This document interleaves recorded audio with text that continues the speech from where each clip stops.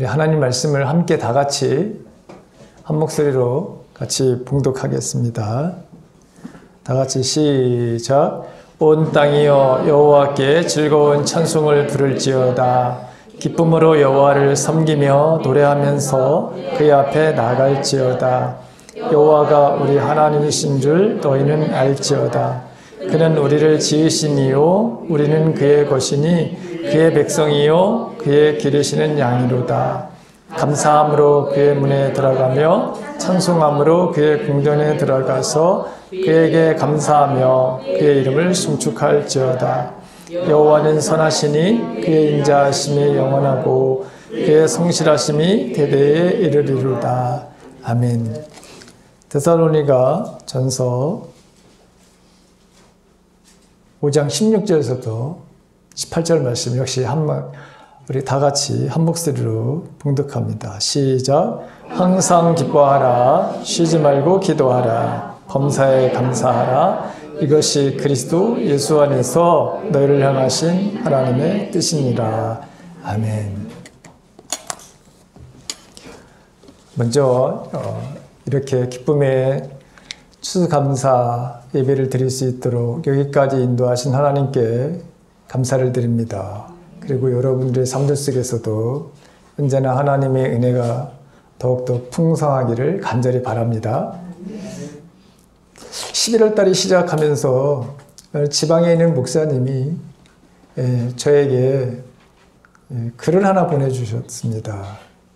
그 글이 어떤 글이냐면 제가 오늘 말씀드리는 이 글인데요. 29살 총각인 나는 직장에서 일을 마치고 집으로 돌아오는 길이었다. 난 그날도 평소처럼 집 앞 횡단보도를 걷고 있었는데 그만 시속 80km로 달리는 차를 못 보고 차와 부딪혀 중상을 입었다. 나는 응급실에 실려갔고 기적적으로 생명만은 건졌다. 그러나 의식이 돌아오는 동시에 깊은 절망에 빠지게 되었다. 시력을 잃었던 것이다. 아무것도 볼 수 없다는 사실에 너무 절망했고 결국 아무 일도 할 수 없는 지경이 되어버렸다. 중환자실에서 일반 병실로 옮기면서 난 그녀를 만났다. 그녀는 9살밖에 안 되는 소녀였다. 아저씨는 여기 왜 왔어? 야, 꼬마야. 아저씨가 귀찮으니까 저리 가서 놀아. 아, 아저씨 왜 그렇게 눈에 붕대를 감고 있어? 꼭 미이라 같다. 야, 이 꼬마야. 정말 나 저리 가서 안 놀래? 그녀와 나는 같은 301호를 쓰고 있는 병실 환자였다.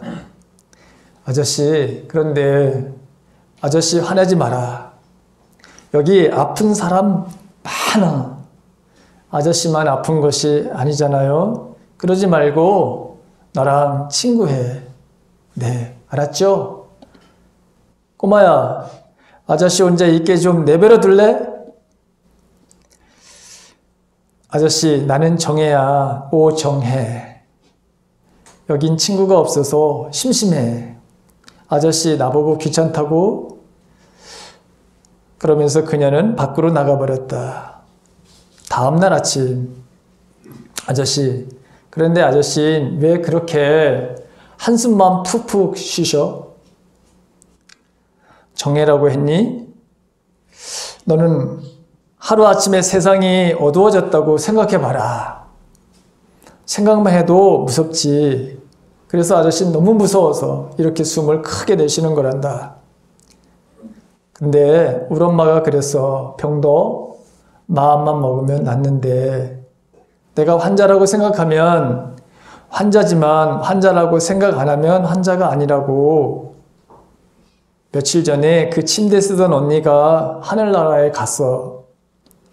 엄마는 그 언니는 참 착한 아이라서 하늘에서 별이 된다고 했어.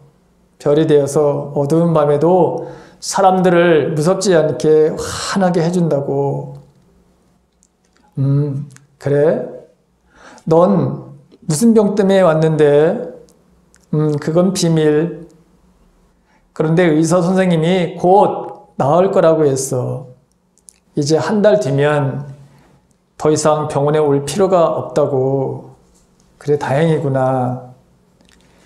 아저씨, 그러니까 한 달 뒤면 나 못 보거든. 보고 싶어도 못 보니까 이렇게 한숨만 쉬지 말고 나랑 놀아줘. 나도 모르게 미소를 지었다. 그녀의 한마디가 나에게 용기를 주었다. 마치 밝은 태양이 음지를 비추듯 말이다. 그 후로 난 그녀와 단짝이 되었다. 어느새 그녀와 나는 병원에서 소문난 커플이 되었다. 그녀는 나의 눈이 되어 저녁마다 산책했고 9살 꼬마 아이가 쓴다고 믿기에는 놀라운 어휘로 주위 사람들 풍경 얘기 등을 들려주었다. 근데 정혜는 꿈이 뭐냐? 나는 아저씨랑 결혼하는 거. 에이, 정혜는 아저씨가 그렇게 좋아? 응, 그렇게 잘생겼어? 응. 그러고 보니까 아저씨 되게 못생겼네. 꼭 괴물 같아. 그러나 그녀와의 헤어짐은 빨리 찾아왔다. 2주 후 나는 병원에서 퇴원했다. 그녀는 울면서 아저씨, 나 퇴원할 때 되면 꼭 와야 돼, 알겠지? 약속. 그래, 약속. 우는 그녀를 볼 수는 없었지만 가녀린 새끼손가락에 고리를 걸고 약속을 했다. 그리고 2주일이 지났다. 따르릉 따르릉. 여보세요, 최호섭 씨. 예, 제가 최호섭입니다. 축하합니다. 안구 기증이 들어왔습니다. 진짜요? 감사합니다. 감사합니다. 정말 하늘로 날아갈 것 같았다. 일주일 후 난 이식 수술을 받고 3일 후에는 드디어 꿈에도 그리던 세상을 볼 수 있게 되었다. 난 너무나도 감사해서 병원 측에 감사 편지를 썼다. 그리고 나가서 기증자도 만나게 해달라고 했다. 그러던 중 나는 그만 주저앉을 수밖에 없었다. 그 기증자는 다름 아닌 정혜였던 것이다. 나중에 알았던 사실이지만 내가 퇴원하고 일주일 뒤가 정혜의 수술일이었던 것이었다. 그녀는 백혈병 말기 환자였던 것이다. 나는 그녀를 한 번도 본 적이 없었기 때문에 그녀가 건강하다고 믿었는데 정말 미칠 것 같다. 나는 하는 수 없이 그녀의 부모님이라도 만나야 됐다고 생각했다. 아이가 많이 좋아했어요. 아이가 수술하는 날 많이 찾았는데 정혜의 어머니는 차마 말을 이어가지 못했다. 정혜가 자기가 저 세상에 가면 꼭 눈을 아저씨께 주고 싶다고, 그리고 꼭 이 편지 아저씨에게 전해달라고. 그 또박 적은 편지에는 9살짜리 글씨로 이렇게 써 있었다. 아저씨, 나 정혜야. 이제 저기 수술실에 들어간다. 옛날에 옆 침대 언니도 거기에서 하늘나라로 갔는데 정혜도 어떻게 될지는 모르겠어. 그래서 하는 말인데, 아저씨, 내가 만일 하늘나라로 가면 나 아저씨 눈 할게. 그래서 영원히 아저씨랑 같이 살게. 아저씨랑 결혼은 못하니까 나의 눈에는 두 줄기의 눈물이 흘러내리고 있었다. 여러분, 실제 있었던 그 실화에 대한 이야기를 어느 목사님이 그 글을 이 주인공이 써서 올렸던 거를 여기서 보시고, 그리고 저에게도 이 내용을 보내주셨습니다. 11월을 시작하면서 우리가 하나님 앞에 뭔가 더 감사하는 마음을 가졌으면 좋겠다고 하는 그런 의미에서 저에게 보내주신 그런 아름다운 글입니다. 우리가 이 글을 읽으면서 여러분, 저와 여러분들 어떤 감사함을 여러분 느낍니까? 아무런 일 없이 눈을 떴을 때 오늘 내가 하나님 앞에 감사합니다 이 말을 할 수 있도록 나를 깨워주신 하나님, 그 하나님 앞에 감사하죠. 여러분들도 아마 첫 번째 잠에서 깨어나면 하시는 첫 번째 말이 이런 감사합니다. 그런 말이 아닙니까? 내게 두 팔, 두 다리 멀쩡해서 마음대로 움직일 수 있는 것에 대한 감사. 어떤 글이든지 어떤 말을 것이든지 내가 볼 수 있는 아직까지 나에게 시력을 주신 것. 여러분 이 감사한 마음들. 또 어떤 자연을 보면서 거기에 대해서 하나님께서 행하신 일에 대해서 내가 반응을 보이면서 살 수 있는 그런 나에게 그런 깨끗한 그래도 병들지 아니한 하나님 앞에 감사한 마음을 주신 것에 대해서 내가 시각과 후각, 촉각, 청각 이 미각으로 이 세상을 살아갈 수 있도록 베푸신 하나님의 이 은혜. 여러분 생각하면 생각할수록 우리에게는 넘치는 하나님의 돌보심과 은혜가 있었음을 고백하지 않을 수가 없게 됩니다. 정말 우리 찬송가에 있는 그 글로 표현한다면 하나님의 은혜를 바다를 먹물 삼아서 하늘을 두루마리 삼고 거기다가 여러분 다 이렇게 기록한다고 하더라도 사실 기록할 수 없는 것이 하나님의 은혜이죠. 자, 저는 내가 11월이 되기 전서부터 하나님 앞에 우리가 감사의 삶을 살자. 그리고 이 감사를 표현하면서 살자. 이런 말씀을 계속해서 해봤고 오늘 역시 또 추수감사주일날 저와 저에게 또 주신 것이 하나님 앞에 우리가 감사의 삶을 살고자 감사의 삶을 살고자 하는 그런 권면의 말씀을 저에게 주셨고 또 저는 동일하게 중복되는 말씀일지는 모르지만 우리가 감사의 삶 이것을 할 것을 선포하려고 합니다. 감사는 여러분 수없이 들은 얘기지만 감사는 어떤 상황에서도 여러분 해야 된다고 하는 것이죠. 오늘 보면은 데살로니가 전서에도 마찬가지고 항상 기뻐하라 라고 하는 것이 여기 나옵니다.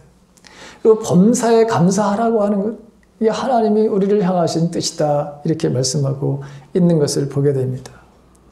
성경에는요 정말 감사할 수 없는데도 불구하고 감사하는 그런 내용들이 곳곳에 있습니다. 우리가 잘 아는 바울과 실라에 대한 이야기도 마찬가지입니다. 매를 맞고 옥에 갇혀 있는 그 깊은 밤에 다 부자연스럽습니다.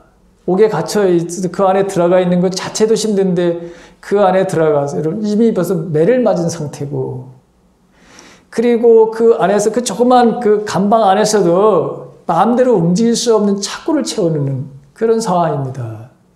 그럼에도 불구하고 그들은 거기서 하나님을 찬양을 합니다. 감사로 하나님 앞에 영광을 돌립니다. 어떤 일이 벌어집니까? 하나님께서 놀라운 기적의 역사를 행하십니다. 지진을 일으켜가지고 완전히 옥문을 다 열게 만드시는 것을 보게 됩니다. 제가 요즘 아침마다 이제 시편을 다 묵상하고 욥기를 바로 묵상합니다. 그 묵상하는 가운데 구약 시대에 겪었던 욥, 고난을 겪었던 욥, 구약 시대에 말이죠. 그리고 오늘날도 인간으로서 예수님 말고 인간으로서 이와 같은 그런 고난을 사람이 있을까? 아마 찾아보면 있을 수도 있겠죠. 근데 정말 고난의 끝판을 보여주는 사람이죠, 사실. 그렇지 않습니까? 욥은 굉장히 여러분죠. 잘 살았던 사람이에요. 최고의 갑부였어요. 당시에 바로 최고의 갑부야. 그런데 자신의 전부라고 할 수 있는 10명의 자녀를 한꺼번에 다 있습니다. 근데 여러분 재산 다 날리고 자, 또 자녀들 여러분 이 소중하고 귀중한 거 자기 전부라고 할 수 있는 자녀들을 다 여러분 잃어버리는 이 아픔. 근데 그래도 몸이라도 그러면 좀 건강해야 될 텐데, 몸이라도 좀 건강하면 뭔가 새로운 일을 하고 뭐 이럴 것 같은, 그런데 몸마저도 병이 들어 있습니다. 너무 고통스러워하고 있습니다. 그래서 심지어 그런 환경을 보고 옆에서 잘 도와주던, 그러면 배필이었던 그 아내도 뭐라고 얘기를 하죠? 하나님을 저주하고 죽으라 이렇게 얘기를 하잖아요. 얼마나 고통스럽고 얼마나 처절하면 그런 이야기를 했을까요? 그런데 욥기 1장 21절과 22절에 있는 말씀을 보면 이렇게 성경에 기록되어 있습니다. 내가 모태에서 알몸으로 나왔은즉 또한 알몸이 그리로 돌아올지라. 주신 이도 여호와시요 거두시는 이도 여호와시니 여호와의 이름이 찬송을 받으실지니라. 이게 욥의 바로 고백입니다. 이것뿐만 아니라 성경에는 참으로 많은 역경, 고난 가운데 하나님 앞에 감사한 그런 내용들이 너무나도 많습니다. 여러분, 다니엘이 그랬습니다. 또 우리가 잘 아는 요셉도 마찬가지입니다. 그들의 삶을 보게 되면 전혀 감사하지 못할 그런 상황 속에서 한결같이 그들은 하나님께 감사하는 마음으로 여러분 나갔습니다. 근데 이렇게 감사하는 삶을 살았던 사람들에게는 열려지는 역사가 있었어요. 자유와 해방을 바로 느끼는 것뿐만 아니라 하나님이 그들을 정말 존귀하게 자신들이 생각하는 것 그 이상으로 하나님이 정말 높여주시는 그런 은혜의 삶을 살았던 것을 우리는 보게 됩니다. 그래서 감사는 어떤 상황과는 상관이 없이 범사에 감사해야 된다고 하는 것, 어떤 상황에서 감사하는 사람들이 진짜 하나님을 아는 사람들이고 하나님께 나아가는 사람들이라고 하는 것이죠. 자, 두 번째는 감사는 어떤 형편인지 여러분 자기에게 지금 현재의 삶에 대한 만족함이 있어야 된다고 하는 거예요. 자족하기를 배운 사람들의 것입니다. 신약성경 빌립보서 4장 11절, 12절 그 이하의 13절에 보게 되면 사도 바울의 고백이 나옵니다. 내가 궁핍함으로 말하는 것이 아닙니다. 나는 어떠한 형편에든지 나는 자족하기를 배웠습니다. 나는 비천에 처할 줄도 알고요. 나는 풍부에 처할 줄도 알고 모든 일 곧 배부름과 배고픔과 풍부와 궁핍에 처할 줄 아는 일체의 비결을 나는 배웠습니다. 내게 능력을 주시는 자 안에서, 즉 내가 예수 그리스도 안에서 이 모든 것을 내가 배웠습니다. 그래서 나는 모든 것을 할 수 있습니다. 여러분, 이게 자족하는 마음이 없다면, 즉 지금 나에게 주신 것에 대한 만족감이 없다면 범사에 감사할 수가 없습니다. 불가능한 것입니다. 근데 지금 어떤 상황에 처해 있든지 거기에 대해서 감사하는 마음을 가지고 있다면, 여러분 특별히 이 주신 것에 대한 만족감을 가지고 있고 또 주신 것에 대한 감사한 마음을 가지고 있다면 역시 그는 하나님 앞으로 온전히 나가는 사람이고 하나님이 누구인지를 아는 사람이고, 그리고 지금까지 하나님이 베푸신 은혜, 그런데 지금에 있는 그 상황 그 하나 때문에 하나님이 베푸신 그 은혜를 내가 잃어버리거나 망각하거나 불평하는 그런 천박한 사람이 아니라고 하는 것을 알게 되는 것이죠. 어떠한 형편에도 만족한다. 왜요? 감사를 주시는, 우리에게 여러분 능력을 주시는 그분, 범사에 감사하는 생활이 이러한 놀라운 일을 바로 만들어내고 있다고 하는 사실입니다. 그리고 감사는 여러분 말로만이 아니라 삶으로 반드시 표현하면서 살아야 된다고 하는 것이죠. 특별히 날만이 아니라 365일 매일매일 감사하며 하나님 앞에 여러분 나아가는 삶을 살아야 된다고 하는 것이죠. 오늘 시편 100편에 있는 말씀을 보십시오. 여기 보게 되면 온 땅이요. 땅이 온 땅이라고 하는 건 여러분 이 땅을 말하는 거죠. 온 백성들, 온 모든 인류의 백성들은 모두가 다 하나님께 즐거운 찬양 불러라 라고 하는 것입니다. 기쁨으로 여호와를 섬기며 노래하면서 그의 앞에 나갈지어다. 이게 꼭 예배를 드리러 가는 어떤 장소를 거기에서만 그런 것이 아니라 항상 우리의 삶 속에 항상 하나님을 섬기며 노래하며 그분 앞에 감사한 마음으로 언제든지 살라고 하는 것이죠. 실제로 교회 안에 들어와서도 그래야 된다고 하는 것을 4절에서 말씀하겠습니다. 감사함으로 그의 문에 들어가며 찬송함으로 그의 궁정에 들어가서 그에게 감사하며 그의 이름을 송축할지어다.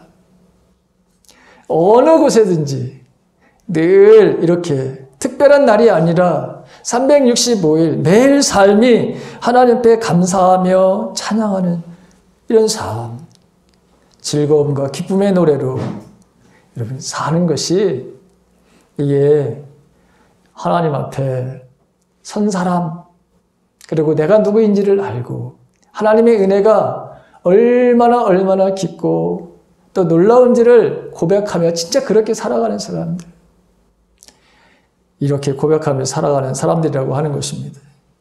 이 감사는 놀라운 일들을 만들어냅니다. 하나님의 행하시는 그런 일들 속에 이 감사가 얼마나 폭발적으로 우리의 인생을 아름답게 하는지, 그리고 풍성하게 하는지 제가 지금까지 계속해서 여러분 말씀해 오는 것을 여러분들 들으셨을 것입니다. 그런데 때로는 여러분 우리가 감사하지 못하는 이런 순간들이 얼마나 여러분 많은지 모릅니다. 잃어버릴 때가 여러분 순간적으로 우리가 얼마나 많습니까? 또 오늘 보게 되면 내가 누구인지를 바로 여러분 알면 하나님 앞에 우리는 감사하면서 인생을 살 수 있습니다. 오늘 100편에 있는 말씀을 보게 되면 여호와가 우리 하나님이신 줄 너희는 알지어다. 그는 우리를 지으신 자요 우리는 그의 것이니 그의 백성이요 그의 기르시는 양이로다. 나를 지으신 분, 나를 바로 여기에 있게 하신 분, 또 하나님은 창조자 하나님이시고 나는 피조물이라고 하는 것, 이것을 알면서 살게 되면 우리는 하나님 앞에 어디든지 감사하면서 인생을 산다고 하는 것입니다. 그 다음에 하나님은 또 그냥 우리를 창조해서 덜컥 그냥 여러분 세상에 내보낸 것이 아니죠. 오늘 보게 되면 그의 백성이요 그의 기르시는 양이다 이렇게 표현했습니다. 이 말은 한마디로 돌보시는 하나님이시라고 하는 거죠. 먹이시는 하나님이시라고 하는 것입니다. 보호하시는 하나님이시라고 하는 것이잖아요. 양은 혼자서 절대적으로 여러분 살 수 없는 거예요. 살아갈 수 있는 동물이 아닙니다.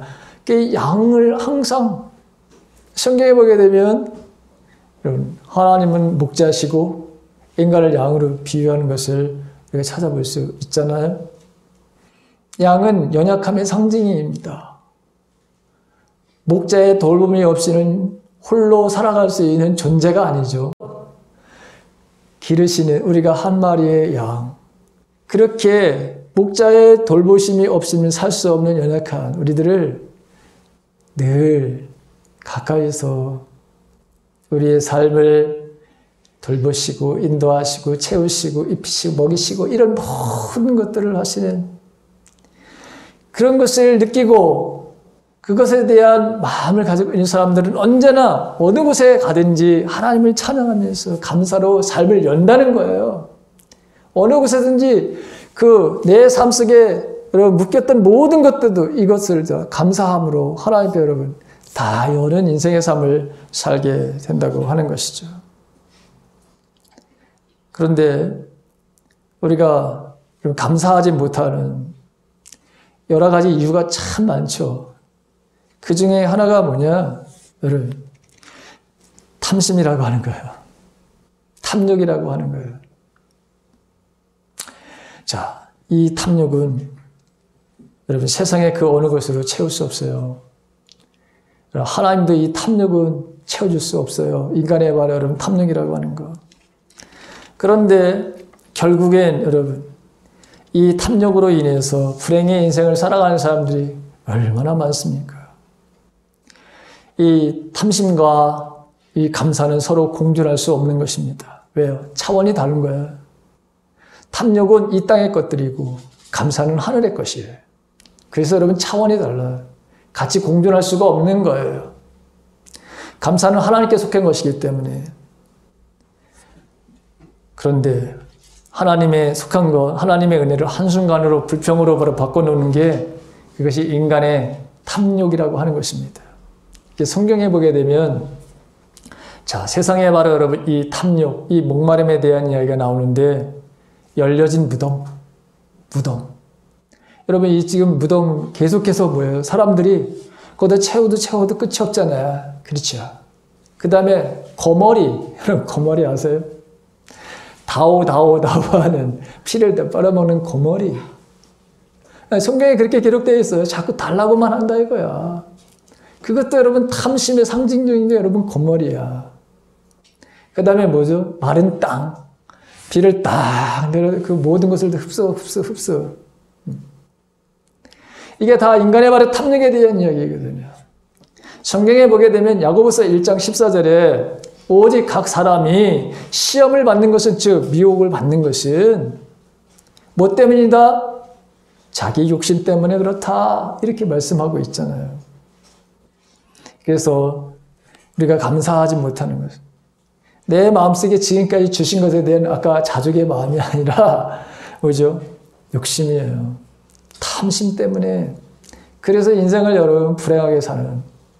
그래서 오히려 하나님의 여러분 그 복을 하나님 주시고자 하는 복을 내가 딱 가로막고서 그리고 하나님 앞에 여러분 때를 쓰는 어리석은 아이와 같은 그런 믿음으로 그런 믿음의 상태를 가지고 여러분 살아가는 요구하는 그런 어리석은 자들이 있다고 하는 것입니다. 그 다음에 여러분 우리가 조심해야 될 게 뭐냐? 비교입니다. 비교의식. 이게 얼마나 여러분 불행한 인생의 삶을 살아가는지 우리가 알아야 될 게 이겁니다. 이게 비교라고 하는 것은 상대방과 자신을 끊임없이 비교하는 거잖아요. 그렇죠? 그런데 이게 두 가지로 여러분 나타납니다. 하나는 자기가 자꾸 해서 다른 사람보다 자기가 굉장히 우월하다고 생각하는 사람이 있어요. 그 다음에 열등감에 빠지는 사람입니다. 이 둘 다 문제가 있는 거예요. 이게 비교를 한다고 하는 자체는. 자, 나는 왜 이래 도대체. 자꾸 여러분 비교하다 보면 말이죠. 탄식이 나오는 거예요.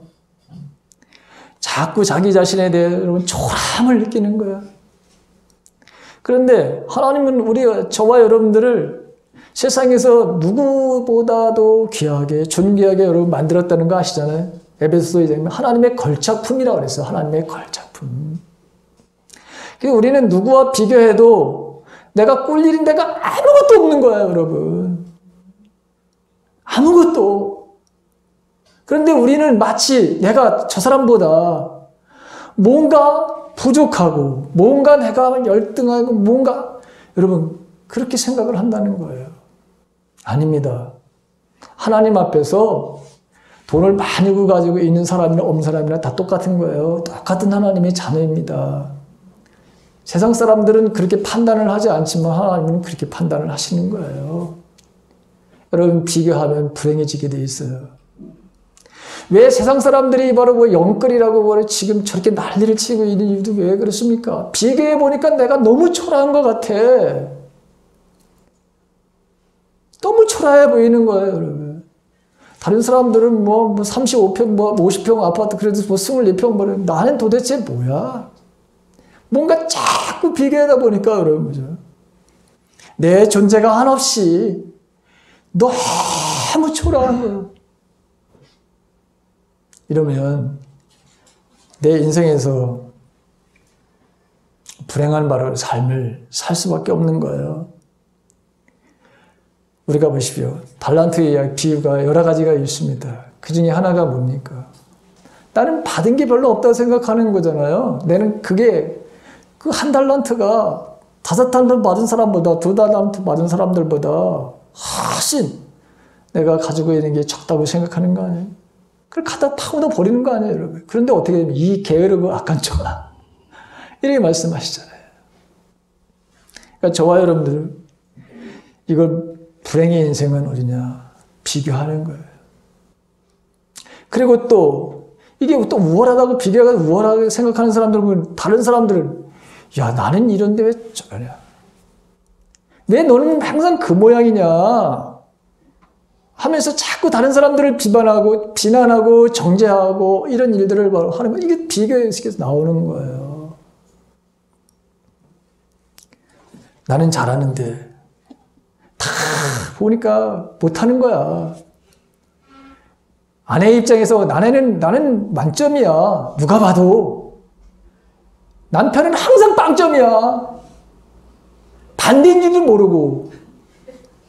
반대인 줄도 모르고. 여러분, 그러다 보면 행복하겠습니까? 그 삶이 여러분, 그 가정이 행복할 거냐고요. 눈에 뻔하잖아요, 여러분. 그죠? 그런 삶은 정말 어리석은 삶이라고 하는 것이죠. 불행을 가져오는 삶입니다. 여러분, 누구의 비교의 대상도 우리는 아닙니다. 하나님께서 사랑하시고 존귀하게 여기는 하나님의 자녀입니다. 그래서 우리는 항상 나에 대한 여러분 긍정의 생각을 가지고 살아가야 합니다. 나는 정말 괜찮아. 여러분 한번 그렇게 나 정말 괜찮아 이렇게 한번 생각해 이렇게 얘기해 보세요. 자기 자신을 향해서 안 하시네. 빨리 하시라니까. 난 정말 괜찮아 여러분. 난 괜찮은 거지. 응? 더 이상 뭐 어떻게 머리를 어떻게 내 이 정도로다가 여러분 생겼으면 된 거지. 그렇잖아요 여러분. 응? 여기서 더 잘생기고 더 하면 큰일 나요. 큰일 나. 우리. 응? 큰일 난다고. 그러니까 항상 하나님 앞에 이렇게 남들과 이렇게 비교해서 열등감에 사로잡히지. 그러면 여러분 범사에 감사 못한다니까요. 할 수가 없다니까. 기뻐하는 사람은 살 수 없다니까요. 빼앗아 간다니까요. 빼앗긴다니까요.